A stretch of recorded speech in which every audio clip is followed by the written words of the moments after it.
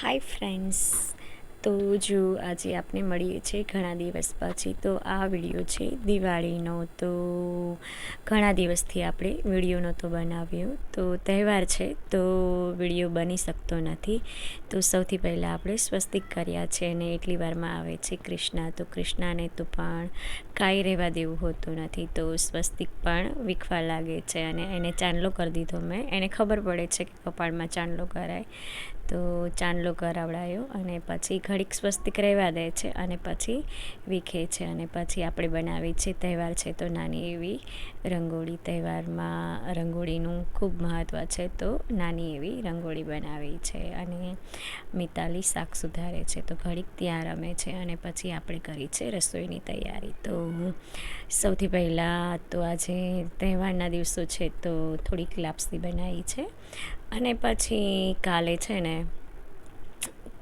કાળી ચૌદસના દિવસે મગવડા બનાવ્યા હતા, તો એનું ખીરું બચી ગયું હતું. તો એમાં થોડુંક સોજી એડ કરીને 10થી 15 મિનિટ પલાળી રાખ્યું હતું. અને આદુ મરચાંની પેસ્ટ અને થોડો ઈનો એડ કરીને આવી રીતના ઢોકળા બનાવી લીધા છે, રવા ઈડળા જેવા. તો એ બનાવ્યા છે. અને પછી થોડી અડધી રસોઈ કર્યા પછી જો આ રંગોળીથી ના ડબ્બીથી રમે છે, તો એની સાથે ઘડીક રમે છે, તો બેઠા છીએ અને એને ઘડીક રમાડ્યો છે. અને તહેવાર છે તો કામ તો આપણે ચાલ્યા કરે, પણ ઘડીક એની સાથે બેઠા અને એને રમાડ્યો.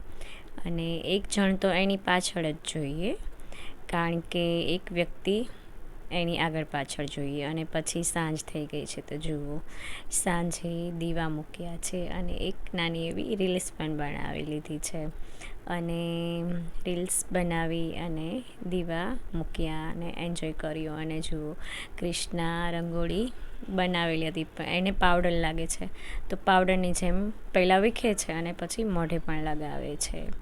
તો એવી રીતના આખો દિવસ નીકળી જાય છે.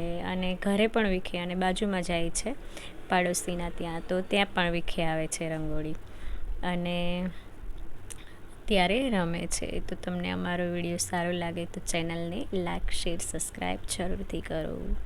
Thank you.